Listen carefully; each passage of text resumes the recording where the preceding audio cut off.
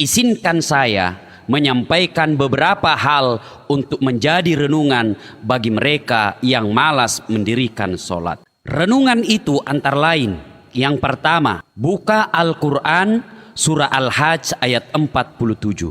Di situ Allah menjelaskan, satu kali meninggalkan sholat, Allah menghukum kita 1 hari di neraka. Berapa yang namanya 1 hari di neraka? 1 hari di neraka sama dengan 1000 tahun ukuran dunia. Yang kedua, perenungan bagi mereka yang malas sholat. Buka Al-Quran surah Al-Fat ayat 29. Di situ Allah berfirman, Bismillahirrahmanirrahim, Muhammad Rasulullah walladzina ma'ahu as-sidda'u alal kufar ruhama'u bainahum tarahum rukka'an sujada ila akhir ayat. Yang artinya bahwa tanda umat Muhammad itu setidaknya ada 5. Salah satu di antaranya kata Allah, rukka'an sujada. Kamu lihat mereka ruku dan sujud.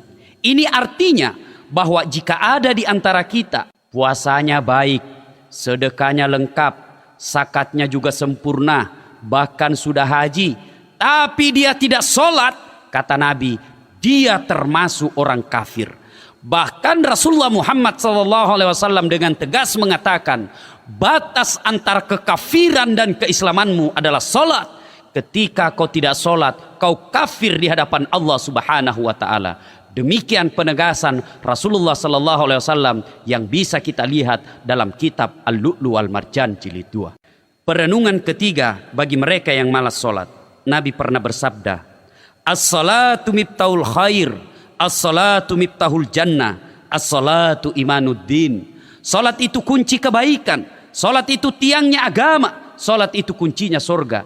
Artinya apa? Jika ada orang yang bagus akidahnya, bagus agamanya, tapi dia tidak sholat, banyak amal kebaikannya, nanti di akhirat dia tidak punya kunci kebaikan, nanti di akhirat dia tidak punya kunci surga, bahkan dia termasuk orang yang tidak punya tiang agama. Perenungan yang keempat bagi mereka yang malas sholat. Pernah suatu saat Nabi sedang ceramah, tiba-tiba datang anak muda menangis di hadapan Nabi. Nabi pun kemudian berkata, anak muda, kenapa kau menangis? Ya Rasulullah, bagaimana saya tidak menangis? Bapakku mati, tidak ada yang sholati jenazahnya. Nabi bangkit dari tempat duduk dan marah. Berdosa seluruh orang Islam yang ada di desamu. Kenapa mereka tidak sholati bapakmu? Ya Rasulullah, bapakku tidak ada yang sholati jenazahnya karena jenazahnya berubah jadi babi. Nabi bangkit dari tempat duduk dan heran. Betulkah ada orang yang jadi babi? Nabi datangi setelah dilihat, na'udzubillah min zalik, betul jadi babi. Nabi kemudian doakan, kemudian berubah kembali menjadi manusia, dimandikan, dikafani dan disolati. Selesai disolati, mau dimasukkan ke liang kubur, berubah kembali jadi babi. Nabi kemudian masukkan dia ke liang kubur. Apa boleh buat? Selesai dimakamkan, dipanggil anaknya. Anak muda, sini dulu. Saya ya Rasul. Sembahyangkah itu bapakmu? Anak muda berkata, ya Rasulullah, seumur hidup saya tidak pernah melihat bapak saya mendirikan sholat. Perenungan yang kelima, di alam kubur nanti, menurut buku Tanbihul Ghafilin yang dikarang oleh Abu Laith As-Samarkandi, di situ dijelaskan bahwa orang yang tidak mendirikan sholat pada saat dia meninggal nanti di alam kuburnya, ada teman yang diutus dari neraka Jahannam, namanya Asisuhuja al-Uqra. Kemudian terjadilah dialog dengan jenazah dengan utusan ini. Jenazah itu berkata, man anta, siapa kamu? Kemudian berkatalah ini utusan dari neraka Jahannam, ana Asisuhuja al-Uqra, sayalah ular yang ekornya cuma 1 tapi kepalanya tidak bisa dihitung. Apa tugasnya ular ini? Melilit dan mematuk sang jenazah sampai hari kiamat. Berapa lama kita disiksa ular ini? Tergantung berapa lama datangnya kiamat. Na'udzubillah, zumma na'udzubillah. Perenungan yang ke-6.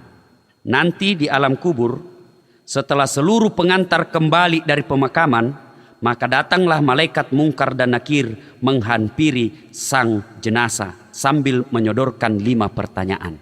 Kelima pertanyaan ini harus dijawab sebelum dia melangkah ke tahap selanjutnya. Menurut para ulama, bagi mereka yang rajin sholat, tidak usah khawatir tentang pertanyaannya Mungkar dan Nakir di alam kubur. Kenapa?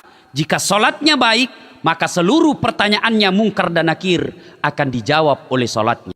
Mengakhiri uraian, saya mengajak kepada kita semua untuk kembali memelihara sholat 5 waktu kita.